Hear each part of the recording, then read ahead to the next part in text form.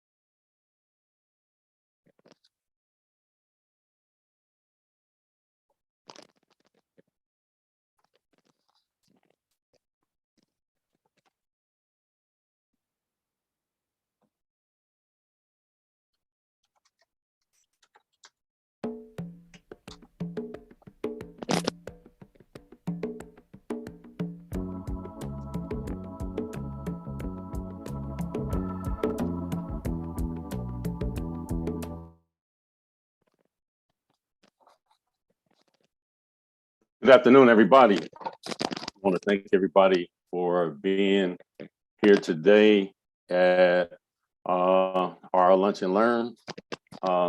We want to thank our guests. We've had a couple of technical difficulties, so we thank everybody for being here and coming in. But here we are for Nehemiah's Lunch and Learn. And today we will be talking about restorative justice and what that actually means. Today we have two panelists. We have Jonathan Shar, and Jerry Hancock. And to make sure we just stay on and get this going, we're going to go ahead. We'll start with you, Jonathan. Could you just sort of like give us a quick short little introduction about yourself and how, you know, your career and what you've done has intersected with restorative justice? Sure. Thank you for having me, Frank. Always a pleasure. Really, anything involved with Nehemiah. Appreciate all the work that is being done in our sort of local community and beyond. So myself, I am currently the director of the Restorative Justice Project at the University of Wisconsin Law School in the Frank J. Remington Center. There we spend a good portion of our time as a clinic experiential learning program, working with individuals, sort of, both survivors or victims of crime, as well as responsible parties and individuals who are either incarcerated or formerly incarcerated, or individuals who are on supervision, who have an interest in responding to just generally sort of serious and sensitive harm cases that we work on. So, quite typically we're dealing with, individuals in the aftermath of sort of homicide, of really kind of any variety, and also, the vast forms of sexual harm cases that exist in people looking to move forward, people looking to find some amount of healing and kind of a new way forward. And when I look at that, it's really for both parties, right? For both sides. The tremendous harm that people experience, how when they intersect with systems or criminal legal system, and the harms that people experience in their lives, and really, getting down to a human level for providing sort of understanding for one another. So, so I run that program at the law school. So I'm an attorney, and sort of formally practicing right now in this more in this restorative justice space. But have spend a lot of time working in prisons and restorative justice programs and different programming. Jerry will talk about the program that they're sort of involved with. That's sort of run locally. For about 10 years, I was involved with a restorative justice program up at Green Bay Correctional Institution that was part of the Challenges and Possibilities program up there. I've also been involved sort of in other correctional institutions in that process. And then also working with individuals who are incarcerated, who have an interest in sort of writing apology letters, working on apology letters to people they've harmed or hurt, where those get placed on file at the Office of Victim Services and Programs there. So we've got a couple different assistance programs for individuals. And it always impresses me, the way in which the complicated nature of, of human life sort of leads us to different spaces, and looking at what we can do to kind of walk together to, again, find ways forward for different individuals. So yeah, my life in restorative justice, it's been 10 years in this position. Prior to that, again, I got introduced to restorative justice back in 2000, the fall of 2005 and spring of 2006, with Justice Janine Geske and the work that she was doing at Marquette University Law School.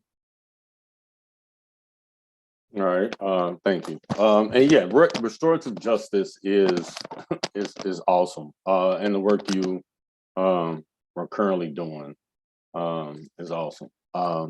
So we're going to go to Jerry Hancock, and just so everyone knows, he's currently having video problem, but he does have audio. So thank you for being here, Jerry. Thank you, Frank.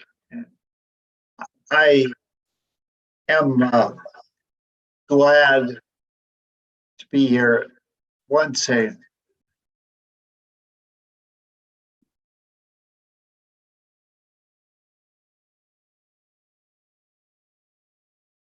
You there, Jerry? Yeah, I'm here. Okay. Our program is prison-based, and as Jonathan said, we are trying to bring victims, offenders, and the community together to heal the harm caused by crime.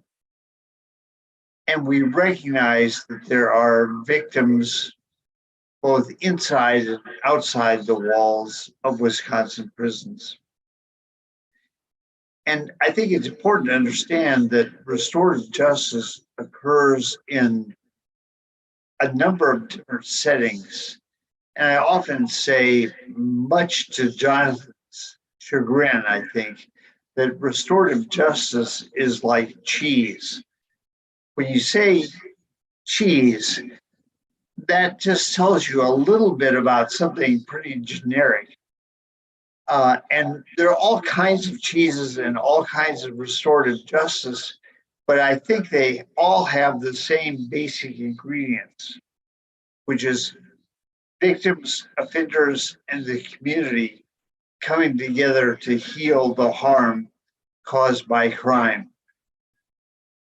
And we do that in a prison setting by bringing in victim survivors to tell their stories, and bring in community members, and bring in people who are living inside Wisconsin prisons to discuss and better understand all the harm that's caused by crime. We often talk about the ripples of harm and how important it is to try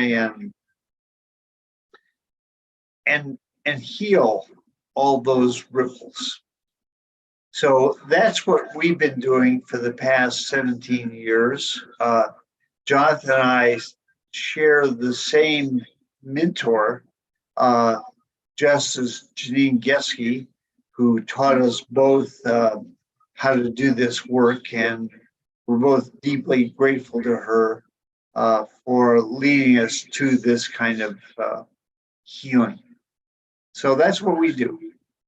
All right. Well, I appreciate it. And what you do, well, let's talk about it like this, because you say what you do. And when we talk about restorative justice, when we talk about the definition is basically a system of criminal justice which focuses on the rehabilitation of offenders through reconciliation with victims and the community at large. That's definition. I guess for me, I'm wondering what is true restorative justice, and how does it look like when we're talking about intersecting individuals from prison and putting them back in the community? Well, and we can start, and either one can go first. Oh, okay. No, Jonathan, you go ahead. Okay, thanks, Jerry. So when we think about what are we trying to accomplish, right? That sense is thinking about the end goal of repair, right? And the sense of looking at finding wholeness of individuals. And that first starts with seeing people as fully human and recognizing all of their humanity. And again, that's something that systems don't do well, right? The system, again, really is about dehumanizing individuals, and again, sort of dealing with sort of the labeling of people. But what we're doing, again, is sort of setting aside, right, the person from sort of the problem, the thing that occurred. And again, as I said, recognizing and embracing their sort of full humanity, which means what is their context, which means what is it that exists around them, right? Which means what is it that has existed in their life, each person's, right, that got them to the place that they are, right? Whether that means like, hey, I'm coming back from prison, right? Or I'm looking to make some repair. I'm looking for things to be different for me in the future. I'm looking to make things better for myself, for my family, for those who've been impacted by this. And recognizing again that space of where harm exists, right? So the sense of like setting aside labels and just looking at again the space of like harm and harmed and impacted parties, that we first recognize that, you know, nobody I've met anyway, their sort of first experience with the criminal justice system, criminal legal system, or harm is like when they did it, right? Like when they've sort of experienced something, right? The sense of thinking about the ways in which individuals have experienced great deals of harm in their lives or as children, or the ways that individuals and communities and systems have failed individuals that weren't there to sort of protect them, provide them with sort of what they needed. And in learning people's stories, as I said, this like embracing someone's context and understanding how somebody gets to where they're at, and then thinking about this idea of like, where do we want to go from here? And how do we get them to where they want to be? And that sort of implicates this sort of broader element of community that says that, like, again, we're kind of all in this together, right? That this is not like somebody's problem over there or somebody's problem over there. Like it is about, you know, kind of us embracing things and sort of dealing with things head on. And like I said, recognizing that sort of fundamental humanity that exists on both sides of a conflict that has occurred, or on the harm, right? So it's not about denying the harm that one person has experienced, because the sense of, again, if we're going to just sort of sit solely in this sort of like label space, we kind of miss the point when it comes about this idea of thinking about what does reconciliation mean, reconciling individuals to one another. We think about this idea of like, well, I need to first fundamentally understand who you are and how you got here, right? Like dig into the ground, to the roots of the why. But then we don't stop there at the roots, right? Then we're going to look at the trunk, we're going to look at the limbs, we're going to look at the branches, out into the fruit that has been born, right? Out of harm and trauma that people have experienced that got them to the place that they're at, where things weren't working. And so we think about what we want in restorative justice. Well, we need to look at that soil. We have to look at what is all this sort of that surrounds this sort of garden. We think about how do we bear new fruit? How do we think about moving things sort of forward in a productive or healing way? Requires this like very different type of thought when we think about then sort of our traditional punitive system. And instead, when we're thinking about like, okay, how do we get from here to there? And that we're going to be sort of future oriented rather than sort of backwards looking. So when we think about similarly, right, when you're sort of reference, like, what does it look like for someone coming back even to the community, right, in this sort of, you know, larger space of reentry? Still got to look at the full human, right? We got to look at and understand their experiences. What are the circumstances that they're returning to and the struggles that they're going to face, right? Coming out of being formerly incarcerated. The challenges, right, that our systems have put in place, the, you know, the collateral consequences of conviction, how that is, you know, going to apply to them being able to obtain housing, and the same thing with sort of like employment and sort of those challenges. So what we're looking to do in restorative justice is respond to as much of that as possible, to develop community supports for individuals, and allow that space for sort of healing. And again, I mean this healing that's both like forward looking and also backward looking for individuals in their lives, because again, it's sort of like they may have to do a lot of healing related to the deep wounding they've experienced in their lives, at the same time confronting, you know, the harm that they may have done to other people. But I said, it's not looking at that in isolation. It's about the totality of people's circumstances and total context relevancy. I would say is sort of, if we want to look foundationally, what are we trying to do? I would sort of say that I think is what we're hoping to do, right? And that we move forward in a positive way. Right. And Frank, can you hear me? Yes, I can hear you. Good. Okay, thank you. I at least am making some progress here.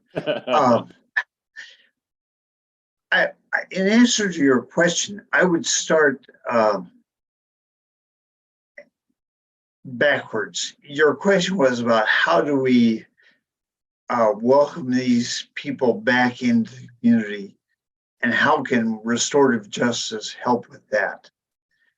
And I would say we need to start at the front. And restorative justice takes a very different approach to the criminal justice system. The criminal justice system asks just a couple of basic questions. What crime was committed and who committed it? And how much time should they get? It completely ignores the harm that was done to the victim, to the offender, and to the community.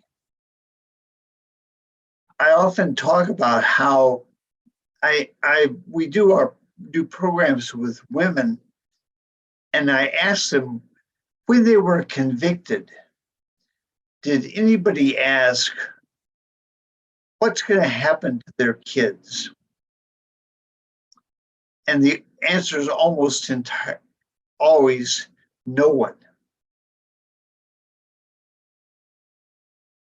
And we need to recognize the harm that is created to everybody involved, particularly and including the community. I mean, those kids need to be taken care of. And who's going to do that? Well, that's the community's responsibility. And it's the community's responsibility to do it in a way that will make it possible for that mother to return home and reunite with their kids.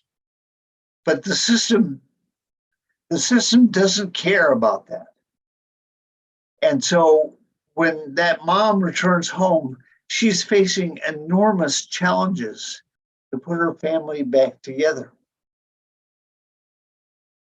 So we need to start asking more restorative questions at the beginning to adopt a restorative justice approach from the very start, which is to focus on the ripples of harm. The victim has been harmed, the victim's family, the victim's community. We need to recognize that. The offender's family has been harmed. We need to recognize that. And the community has been harmed. And we need to recognize that. And currently, the criminal justice system refuses to recognize those harms. So that's where we need to start. And that's where we're thinking about harm in a restorative justice way can be really helpful. No, I agree with a lot of what you said. And that's where I was asking about the restorative justice piece, about what it really means, because for me, it's like when we talk about all the things that you were speaking about, Jonathan, I was listening, just talking about the system dehumanizes, it desensitizes people. I'm talking about it's meant to destroy and break down. And it's like at the end of it, people are sent along their way. And I think one of the things that is somewhat overlooked in that when you talk about look backwards and look forward is that when we talk about second chances, people feel like restorative justice is a person gets that second chance and then therefore it's okay. And therefore you're better. And that's not necessarily the case. I've learned over my years that all of a sudden the things that I deal with next month with a certain person could trigger something from 20 or 30 years ago because of the actual energy and the personality of that person and how it clashes. And I think that is one of the things of restorative justice and people understanding how, one has to understand themselves to the point where you were able to be in tune to know that every person can bring about memories of, you know, the past energy, and to be able to get away from that. So in saying that, it's like, Jonathan, what has been in walking this restorative justice path that you've been walking? What sort of like initiated? What was that spark that got you actually involved and want to, you know, contribute and reach back and help some individuals? So my catalyzing event, right? So you're asking me about that. And I will say it's a sense of, you know, seeing and thinking about systems, seeing and recognizing what it's done to individuals and the way that it sort of works. You know, again, we talk about sort of a broken system. You know, I sort of talk about, well, I mean, it's design, right? The sense of like systems work the way that they're designed, right? So if we're not happy with the results, that's, you know, can be because like things are working the way that they're designed to work. And so being exposed to restorative justice was, I mean, it was again eye-opening and transformative for myself, and seeing something that's like, whoa, this is something that actually makes a difference to people and actually, you know, does way more than even I think our traditional legal system aspires to do, right? Like, I don't even think it can do, you know, anything sort of close to that aspirationally. And so that sense of seeing the way that people could be healed, people can find healing, people can be transformed, and again, be put in a better space, like in both sides, right? Not just one, right? It's not like one benefit to the exclusion or detriment of another, right? The sense of we can stop harming people, right? And instead we can sort of build to a different space.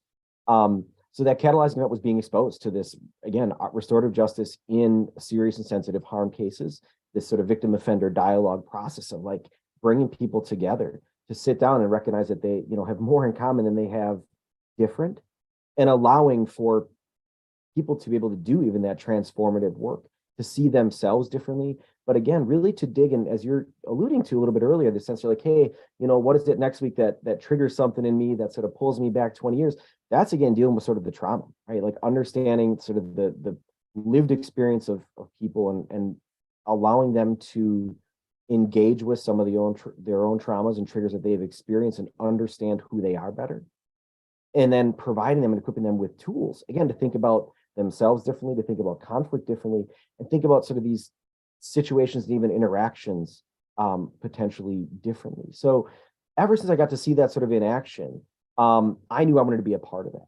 And so then I started doing some work again in this sort of serious space with Justice Geske and getting exposed to it in prisons, getting exposed to what does it look like even in you know, an intimate partner violence situation, a treatment program, seeing what it looks like in the community, seeing what it looks like in schools, and getting to see all these different avenues of what restorative justice and restorative practices have to offer to individuals is really something that I haven't found anything else that offers that same potential for progress and possibility of individuals. So Jerry, you, Mr. Reverend Hancock, what was I guess what was your piece that got you motivated, or what was that aha moment that got you, I guess, motivated in restorative justice? I was invited to go to Green Bay Correctional and sit in a restorative justice circle with Janine Geske and some community members and some crime victims and some men who lived in Green Bay. And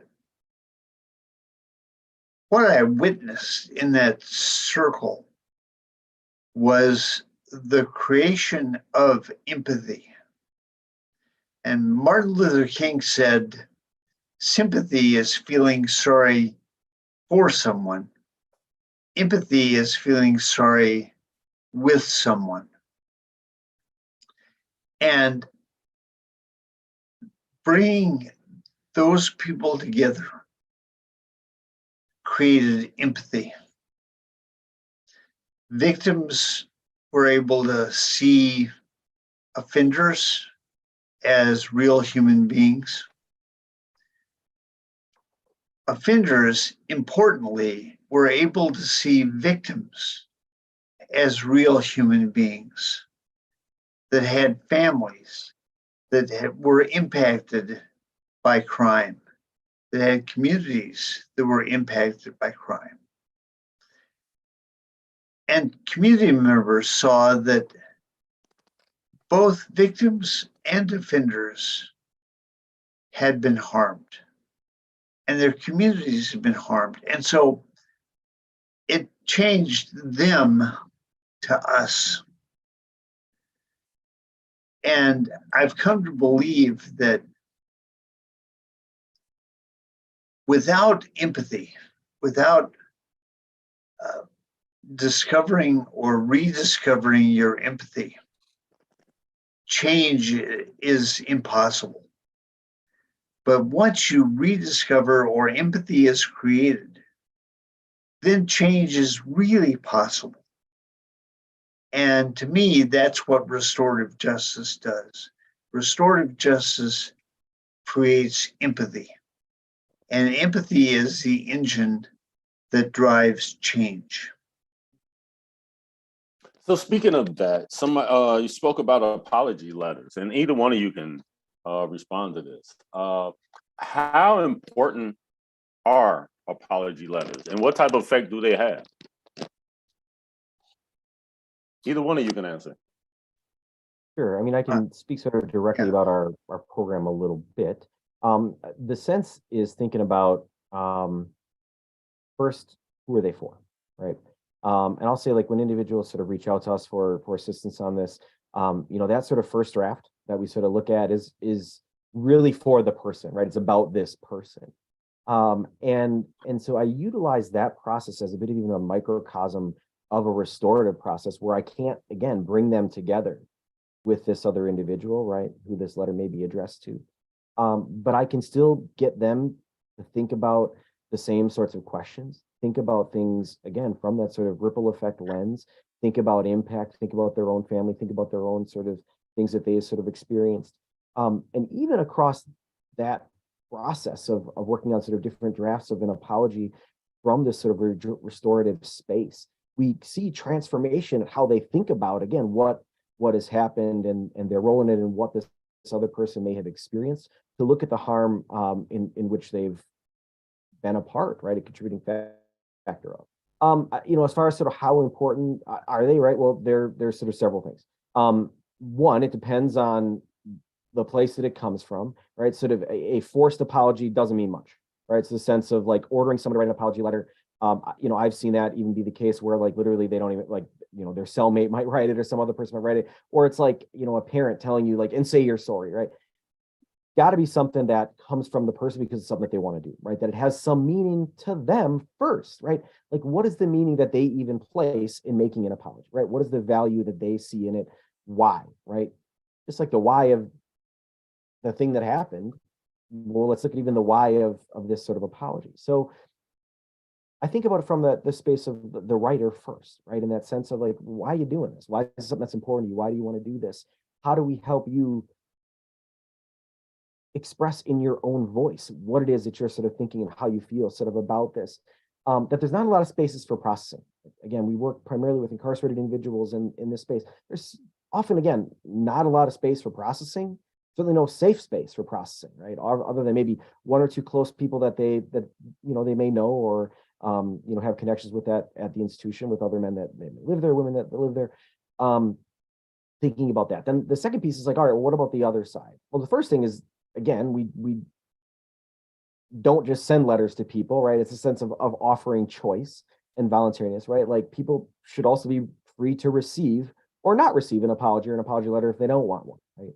So the way that this sort of process works is, again, the letters get placed on file with the Office of Victim Services and Programs.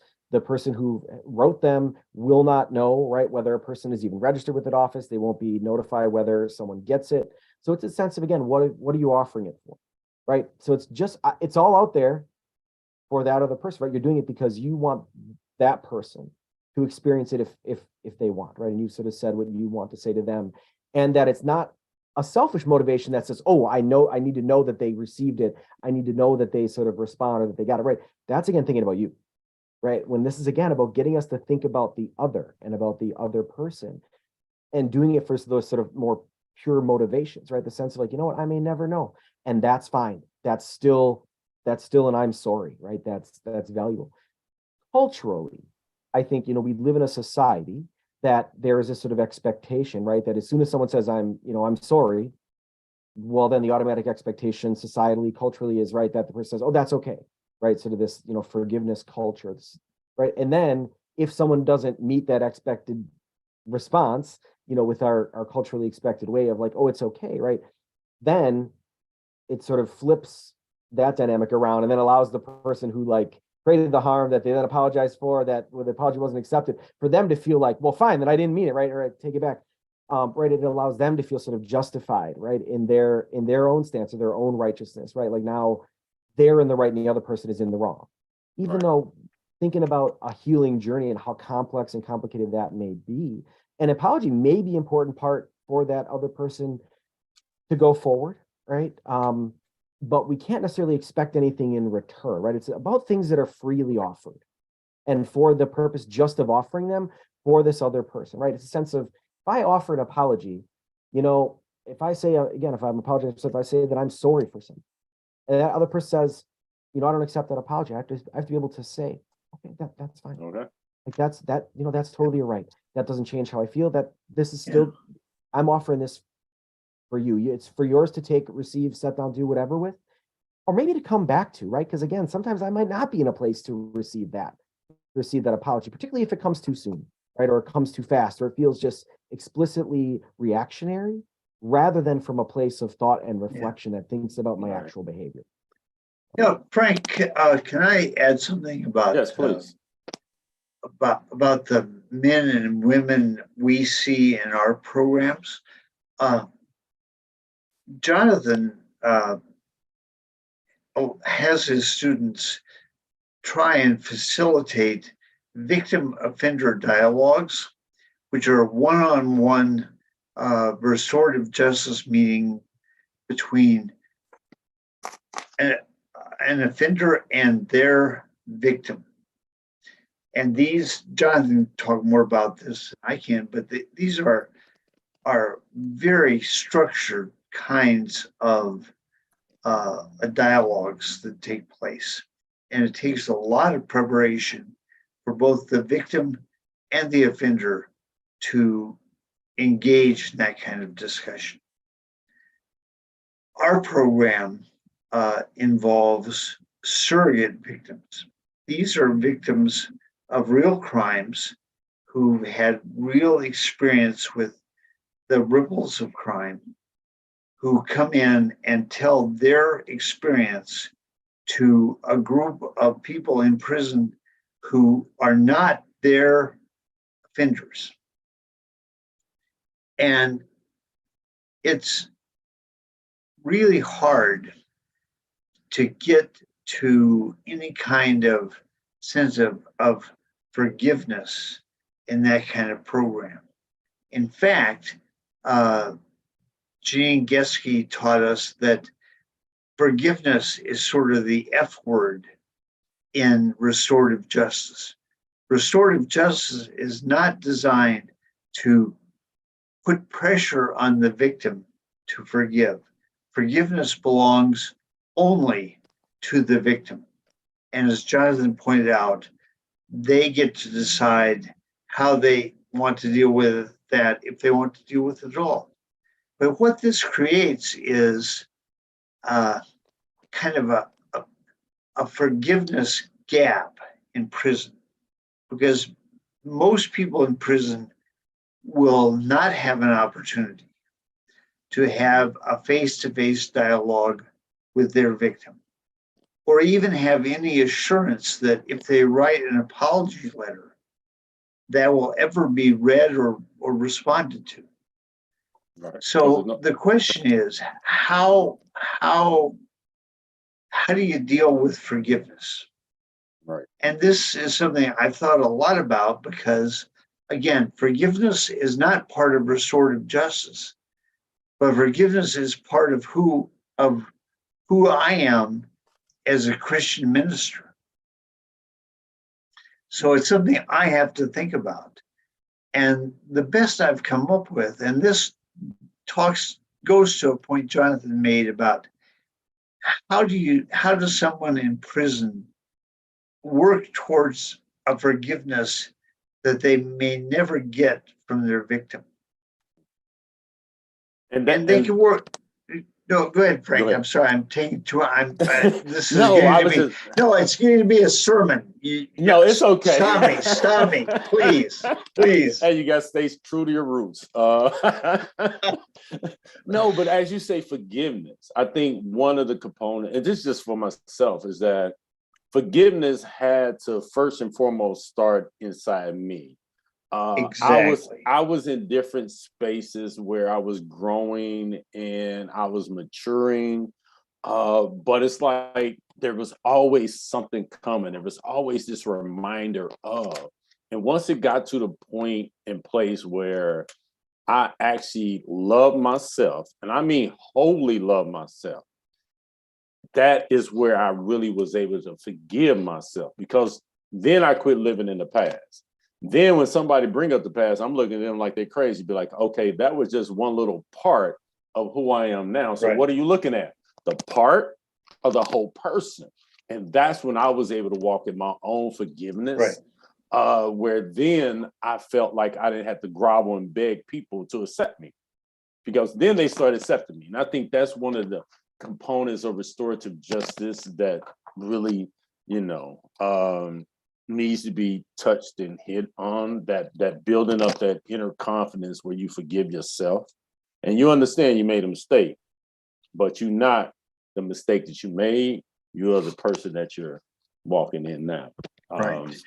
Well, and that there's actually a process that you can go through to get to where you got to, which involves confession, which admitting what you did was wrong. We're not talking about legal stuff here. Saying, look, I hurt somebody.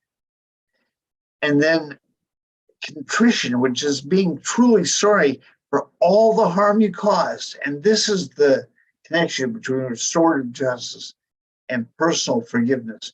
Because once you start thinking about all the people that were harmed by your crime, that's really hard work. I mean, you have to really keep going out. And then compensation. How do you put good back in the world to make up for the harm you caused? So that's a way, just like you did on your own, a path towards forgiveness that is separate from restorative justice, except in understanding the ripples of harm. One question I would like to ask, because me doing work within the criminal justice system, I understand that there's always a difference of how women and men are even treated and how it looks. So curious, are there any distinctions when we talk about restorative justice and working with women and men, especially seeing as somebody brought up the dynamic of the kids don't necessarily think about that and that whole returning to. So how does that component look? Especially seeing that I'm assuming it's been lagging behind any other restorative justice when it comes to the male prison system. Either or. I'll let Jonathan go first on this because Jerry, I've already. I was going to defer to you here, but I guess I don't know if we've got enough time for another answer. All right. I know you again have done a lot of work in that sort of space. I'll say the first thing is really thinking what restorative justice as a trauma informed practice, right? And that we have to approach each person, right, in a trauma informed way. And so this idea of thinking about how our experiences different between different populations and different individuals. There may be different perspectives and different experiences. Like quite often, what we've seen in different incarcerated populations, right, of individuals of men and women may be the different types of violence or harm that they've experienced themselves, right, before they ended up becoming incarcerated. And so recognizing again, each person has their own individual personal trauma history, and recognizing sort of what that is, what that has meant, how that's contributed or impacted, where they are now, how they respond to things, and quite frankly, like how does that play into what led to them being incarcerated, right? So thinking about dynamics of individuals and the just again often what may be the different types of harm that is experienced, and also I think again culturally, right? There's going to be the sense of societally, right? We're dealing with different sort of stereotypes of individuals, or just like the ways in which dominant culture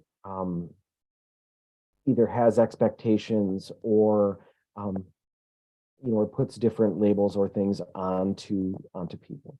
So that's sort of the first thing, is just thinking about like people's experiences are different, and someone's experience, right, as a female versus a male, it varies, right? And then it's also the sense of like, how does someone, again, think about how do they identify, in the sense of like what have their experiences again meant to them, that really again brings them to that space. That's the first thing, is again approaching everything from a trauma-informed lens and recognizing what that might look like, and your prevalence rates when you think about the amount of sexual harm and sexual violence that is experienced by individuals, especially again incarcerated populations, right? There's very deep trauma that exists in our culture, in our communities, that we don't necessarily address very well. And then there's also different expectations for how that is expected to be carried, right? Like think about what are the expectations, right, on quote unquote sort of, toxic masculinity, or this like masculine culture, like what is expected, right? Those things may be different, right? And so in restorative justice, regardless of who it is, giving them that space to feel and experience what they've experienced, right? To not hold a cultural expectation, but rather to hold an individual space, to allow them to let their masks down, right?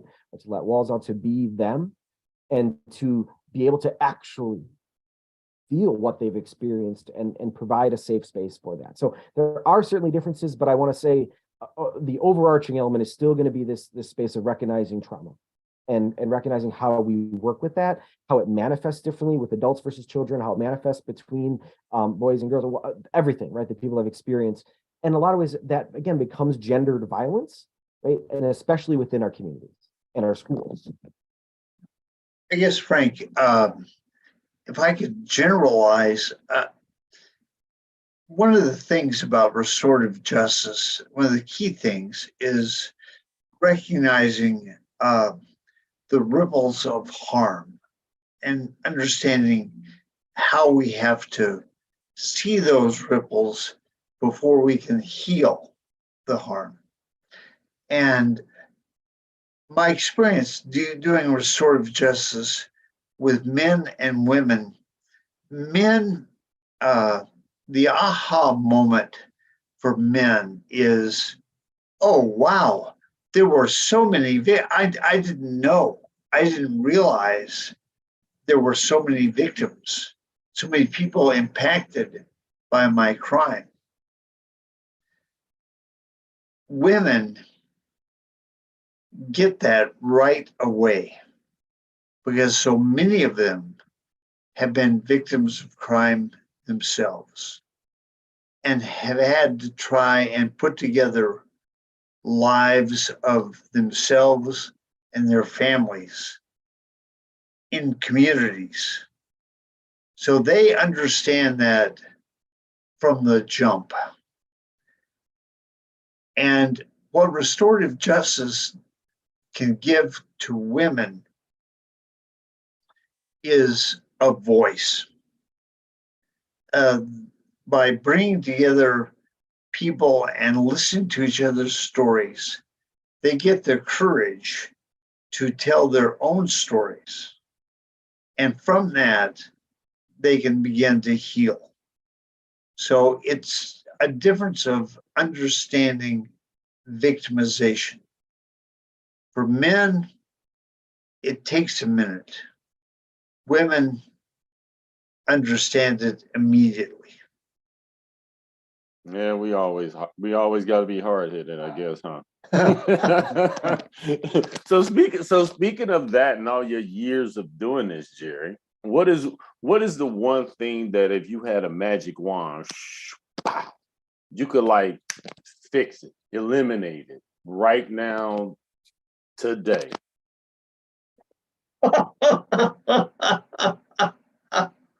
I know, but I guess this is where I'm. What is the one area that is that important that you see in the system, especially when it comes to the harm that has caused and the area where people actually need to be restored from? Okay. If I start to preach, ask me a question. Okay, Or mute you. even better, if I start to preach, say, Jonathan, what do you think? Please. Okay. My absolutely the biggest impediment to healing the harm caused by crime in Wisconsin is truth in sentencing. That's the policy that for the last 23 years has eliminated parole, time off for good behavior, recognizing accomplishments. You're going to do basically every single day of the sentence the judge imposes on you. And what that does is freezes a person in time, that there's nothing you can do inside prison that will shorten your sentence. And so that deprives the community of people who have done enough time that they can be safely returned to their families, to their communities, to begin to heal the harm that was caused by their crime. It just takes those people out of the possibility of restoring lives. And it doesn't have to be that way. I mean, we could create a system that says, okay, you need to go to prison until it's safe to let you out. And then we'll let you go back to your family, to your community, and start working on healing the harm. So that is the biggest drawback, the biggest barrier to healing the harm caused by crime, to getting to a truly restorative view of criminal justice. And the church say amen. No. I wish we had a choir. Oh, trust me, there is one. Everywhere you go, everybody is listening, and the world is our choir. Go ahead, Jonathan. What about you?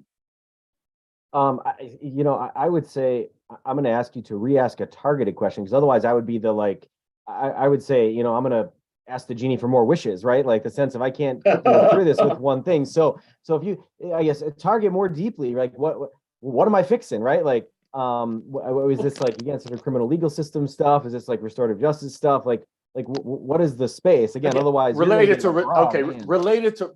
restorative justice and the work you do within that area. Sure. Being able to fix something.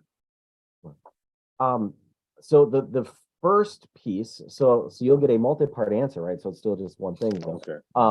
So the first piece is going to be this awareness, right, and education, and people understanding or misunderstanding what restorative justice is. I think the first thing Jerry, touched on a little earlier as it relates to this conflation of forgiveness and restorative justice, that it is not a required component, it is not an expectation, right? It can be a beautiful byproduct, right? But it's not a central element or theme. And for a lot of people, that disinformation or misinformation often provided by the media shuts it off as a possibility for individuals. The related element of misinformation is that this is not a political issue. This is not a partisan issue, right? If we get to a space where we're politicizing restorative justice, we've gone down the wrong path already, because this is not about that, right? Like, this is a sense of like thinking about what are the benefits that this creates for individuals. What do we know empirically? What have we found about restorative justice? So the first is having these broader conversations, correcting misinformation, disinformation, recognizing and being able to identify like what is restorative justice, like where do we see things that are restorative justice versus where are we seeing things that people are calling restorative justice, or programs or agencies, organizations are calling restorative justice, but there aren't necessarily the elements of restorative justice there.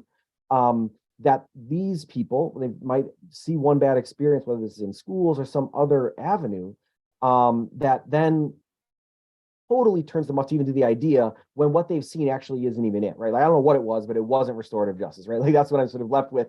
If you think of like, what was that thing you saw in the sky? Well, I don't know what it is, right? But it wasn't this, right? That was not a bird. So like, that wasn't restorative justice. I'm not sure what that thing was that you've experienced, but that's not it, right? So that's just sort of, these related elements of thinking about expanding information and awareness about restorative justice, and thinking about that idea of like getting the word out in an appropriate way that expands access and opportunity, because that's the big thing. There's not a lot of awareness of it still.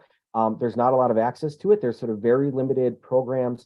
And every time we look at introducing it, expanding it, looking at it in diversion, looking at creating something new, then we still have to deal with the reality that we live in a politicized and partisan sort of society, state, county, country, whatever. And recognizing how it's going to be viewed and addressing and responding to that appropriately, because I can see it responded to very differently. But I've also seen politicians, again, who learn more about this and say, oh, this is not a right versus left issue. This is a right versus wrong issue, right? And thinking about how do we deal with individuals? How do we treat people as people, in thinking about that sense, right? So that's the sort of contextual element of it, I think. And so I don't go on for another 20 minutes or I'll get accused of sermonizing. I'll sort of stop there at that one piece case as sort of any requests for sort of last words or things like that.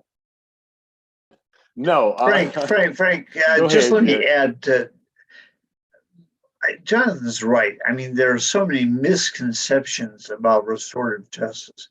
And the biggest one is that it's soft, it's easy.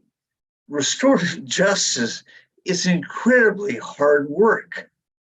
You have to really commit yourself to it. And it takes you places you don't really want to go. So to me, that's one of the big misconceptions about restorative justice, is that somehow it's soft. Right. Not at all. But and that is true, and it's unfortunate that the politics have come into play when it comes to individuals actually restoring their life or getting back to wholeness, and it's unfortunate that the prison system is low-hanging fruit when it comes to politics. So it's easy to sort of like, it's either you got to be tough or you soft, and unfortunately that is why we are here, where the system, you have individuals being continually harmed after they've been harmed and harmed other people, and then they go in the system to get harmed more, and then they sit there and basically nothing is poured in them. But I want to thank both our guests for being here today, Jonathan Shar and Jerry Hancock. I want to thank all of our audience members for being here. Thank you. And I want to thank the people who put in questions. So thank you, everybody. Good. You have a good day, and we will see you later. Thanks for having No us. session next month. So we'll see you in 2 months. All right. Y'all have a good one.